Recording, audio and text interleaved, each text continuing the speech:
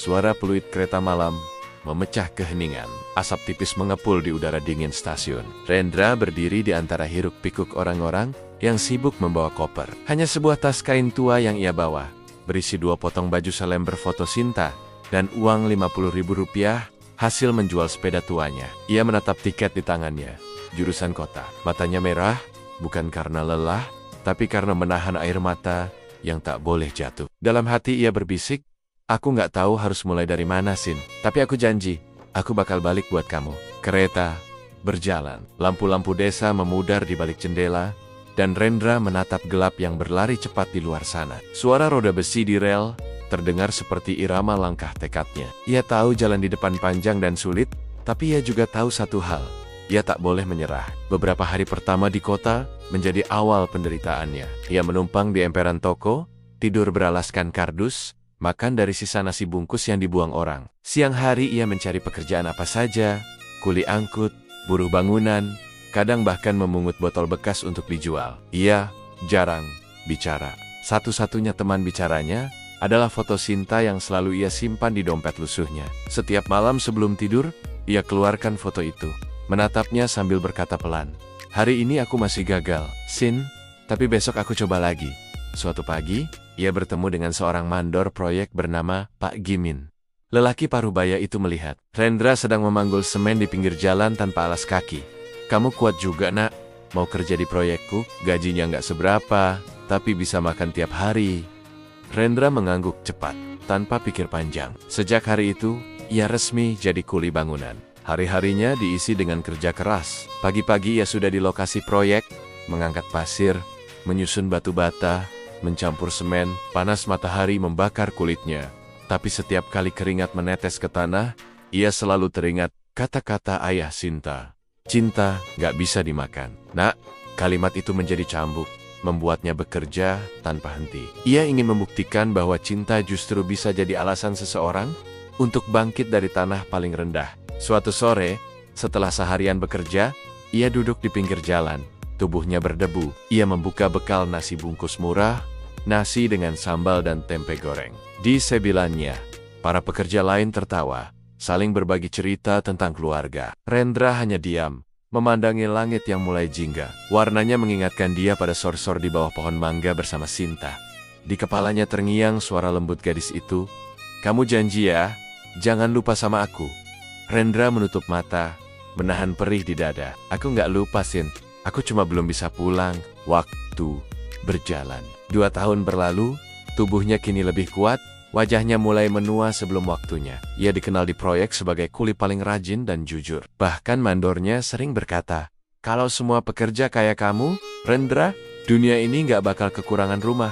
Kalimat itu menjadi motivasi baru. Ia mulai belajar dari tukang-tukang SR, bagaimana membuat adukan yang pas, menghitung bahan bangunan, sampai membaca gambar kerja. Ia mencatat semuanya di buku lusuh yang selalu ia bawa. Di sela-sela kelelahan, ia membangun City-Sita suatu hari nanti.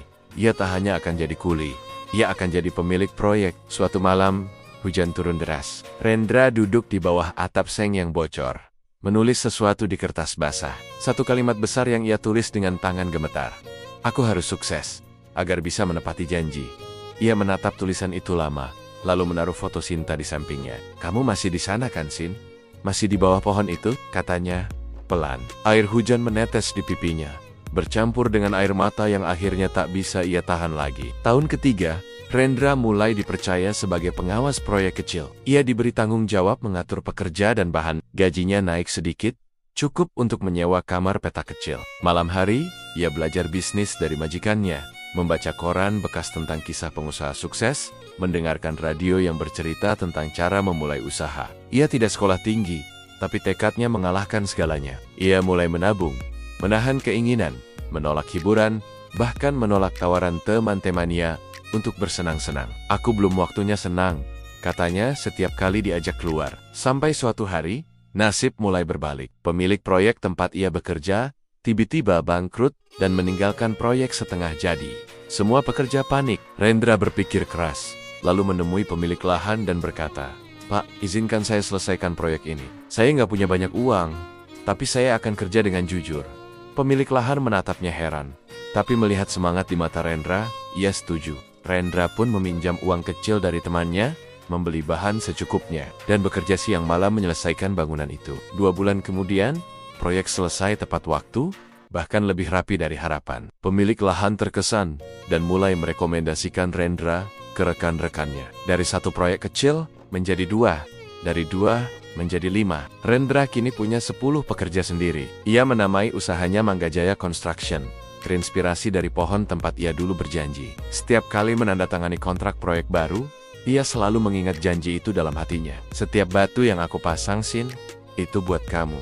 Waktu terus berjalan. 5 tahun berlalu sejak ia pertama kali meninggalkan desa. Di usianya yang baru menginjak 27, Rendra sudah menjadi kontraktor muda yang cukup sukses. Ia punya mobil pickup, rumah kecil di pinggiran kota, dan tabungan yang cukup besar. Tapi di balik semua itu, ada satu hal yang tetap sama, kesepiannya. Ia tak pernah mau jatuh cinta lagi. Setiap kali ada wanita yang mendekat, ia selalu menolak halus. Aku masih punya janji yang belum selesai, begitu jawabnya. Suatu malam, ia duduk di ruang kerjanya sendirian. Di meja ada segelas kopi dingin, tumpukan berkas proyek, dan foto Sinta yang kini sudah mulai pudar warnanya. Ia menatap foto itu lama, lalu tersenyum tipis. Aku udah bisa bahagiain kamu sekarang, Sin. Aku udah bisa beliin kamu rumah, kasih kamu masa depan, tapi apa kamu masih nunggu? Ia menunduk, menggenggam foto itu erat-erat. Rasa rindu yang ia tahan bertahan-tahan, tiba-tiba menyeruak begitu kuat, seperti ombak menghantam batu. Malam itu ia memutuskan, besok ia akan pulang. Pagi harinya, ia menyiapkan mobil hitam barunya, berisi beberapa aleh-aleh, kain batik untuk Ibu Sinta, perhiasan kecil, dan sebotol madu, hal sederhana yang dulu Sinta suka. Di perjalanan, hatinya berdegup cepat. Setiap kilometer yang dilewatinya terasa seperti satu langkah menuju masa lalu yang ia tinggalkan. Ia membayangkan wajah Sinta, senyumnya, suaranya. Mungkin dia masih sendiri, pikirnya penuh harap. Mungkin dia masih nunggu aku di bawah pohon itu. Ketika mobilnya akhirnya tiba di desa, mata Rendra basah. Jalan tanah itu masih sama. Sawah, rumah-rumah kayu, suara ayam berkokok, tapi ada yang berbeda. Rumah Sinta kini lebih besar, lebih bagus. Ia berhenti di depan, keluar dari mobil, lalu menatap ke arah belakang rumah, ke tempat pohon mangga itu berdiri. Mesyairah, tapi batangnya sudah tua, sebagian kulitnya mengelupas.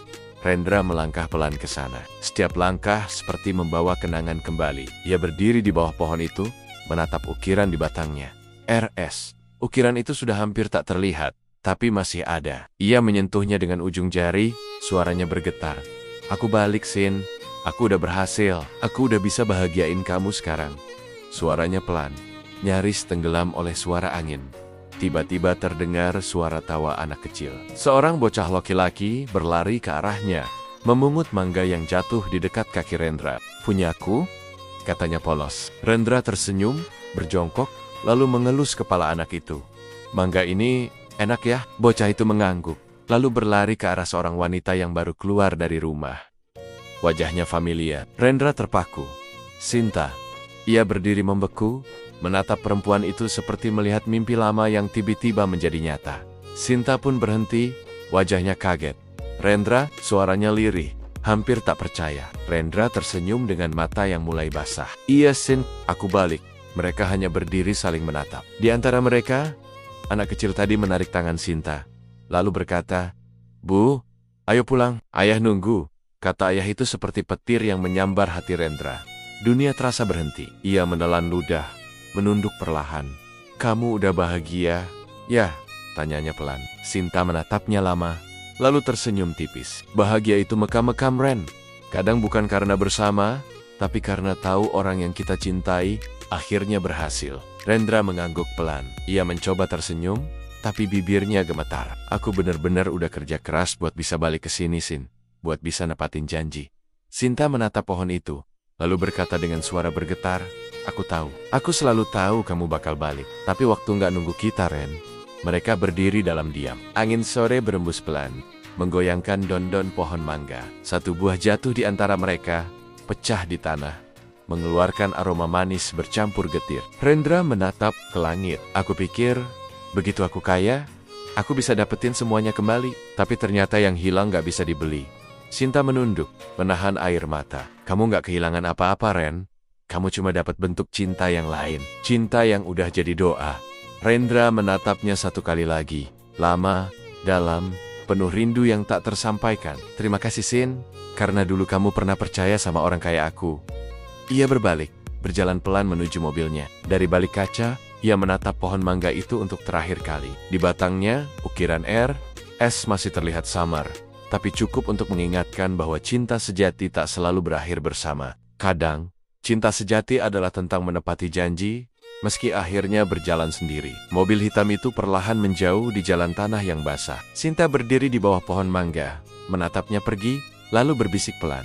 Aku juga gak pernah lupa, Ren. Daun-daun mangga berjatuhan di sekitarnya, seolah alam pun tahu ada janji yang telah ditepati, meski tak lagi dimiliki. Bagaimana dengan perjalanan Hendra seputar kehidupan dan masa depannya? Penasaran? Simak di bab 3, akhir, sukses, tapi hidupnya terasa hampa.